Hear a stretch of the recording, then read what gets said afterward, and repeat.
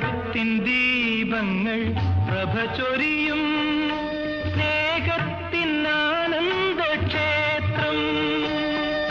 വേദനയിൽ പോലും മന്ദഹസിച്ചൊരു മാനവൻ വാഴും ക്ഷേത്രം. മാനവൻ വാഴും ക്ഷേത്രം. ഒരു ദേവൻ വാഴും ക്ഷേത്രം.